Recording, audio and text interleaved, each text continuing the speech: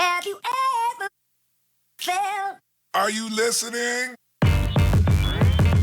Damn. What's up, YouTube? Thank you for tuning in to another episode of Race to 100. I'm Neil Batang. I am Rick Scorsell, and we are on episode number 38. This is episode number 38. Man, we are almost halfway there. Almost. We got another dozen to go, though. Oh my God. We're over a third of the way there, So many topics to talk about, so little time. So Seriously. Today, we're going to talk about an issue that's been circling around the country. Outrage in California. It's gotten national attention. It's an interesting story. So, Disgusting story. a young guy, a college swimmer from Stanford by the name of Brock Turner, a 20-year-old dude was caught sexually assaulting a young lady who was unconscious behind a dumpster. Two guys found this happening. They held him there until the police came. He's going through our criminal justice system right now, and ultimately will be punished with 6 months in prison. If he behaves correctly, he'll walk out of there in 3. The moral of the story, he'll have served only a couple of months for sexually assaulting a lady. And this isn't even in question. I mean, they're, the eyewitnesses' accounts, Yeah. severity of the crime. Oh yeah. So Atrocious. There's no questioning his innocence or guilt. This guy is guilty by a long shot. The only issue with this. There's a lot of fishy stuff going on here. Nefarious act. I guess there are two for me. Two is, one, how did that guy get such a light sentence? And two, the racial disparity this shows within our criminal justice system. Yeah, and we say it's fishy because you compare similar cases not only across the country, but with this judge, and you see a strong disparity when it comes to racial preferences. So this guy was, blonde hair, blue-eyed, all-star swimmer on the Stanford University team. With Olympic aspirations. The judge was also white, also a former athlete from Stanford University. Empathized with him, and really, it is shocking that it could be so blatant.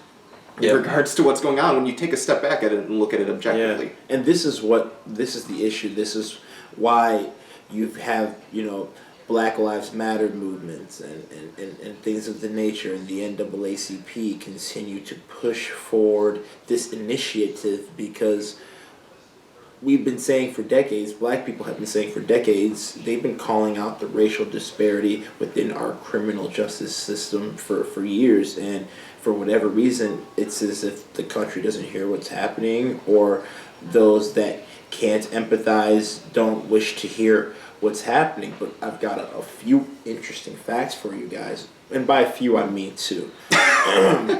Just full of wisdom. No, it's not me. It's actually the New York Daily News. Point number 1. Black men are given prison sentences up to 20% longer than whites for the same crimes. Point number 2. African Americans and Latinos are 3 times as likely to have their vehicles searched by the police, even if there are way more whites in this country than you have Latino and African Americans combined, and they're both committing the same crime. So in conclusion, the racial disparity within our criminal justice system is inconceivable, we know. And it's interesting, you made the misspeak of rule versus point, but it's interesting because it is kind of the rule. That's the thing that more or less that society goes by, you know? I mean, and you jury deliberate. Can you just imagine like a jury deliberating? What's the rule? But he's white. Well, he's white, so he's obviously, white. yeah. I mean, he's white. Check the white person's rule book, man. Did you see what color he was? You sure you want to give that type of look at your notes? Well, you're not allowed to take notes. And not that we're being insensitive to the victims or no, not at all. But nefarious act. But I mean, come on. You have instances like this, and people can point out, it's an anomalous event. It's a one-off event. These type of things happen on a daily basis, and the reality is that people are blind to that. Yeah. And then when you finally have a national story like this that breaks, the racial component should absolutely be brought into the conversation as well. It shouldn't supersede the whole concern that we have over the rape epidemics on college campuses, but it highlights yet again, and it reinforces the fact that we're not in a post-racial society, regardless of what we may claim or feel at the time. You know, I mean, there are still blatantly racial components to events like this, and to be able to just point that out and say it's happening, and it's happening even in every aspect of our life. Let's just say that. You know, it doesn't have to be police brutality. It doesn't have to be even involving a black person. Simply by having a case that involves a white person, white judge, and these factors that go into this outrageous outcome, it shows. You know, we're still dealing with this very, very deeply concerning issue. Yeah, it's unfortunate as all ever.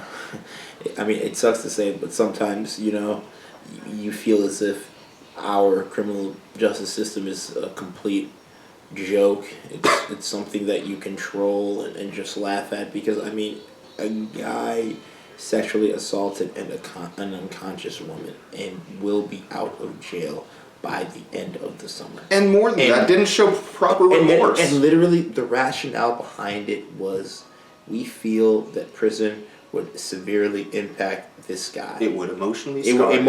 It would emotionally scar him. Like, poor buddy. What has it been doing to African Americans and Latinos for all these decades? You know what I'm saying? So bad for him. Nah, we need to keep that one out of prison. He shouldn't be in the system. Yeah. But I mean, look at those blue eyes. This is the America we live in, folks. We just want you guys to realize what is happening. We're just calling it like it is, and the first step in solving a problem is admitting it's there, and how do we work to solve that problem after acknowledging?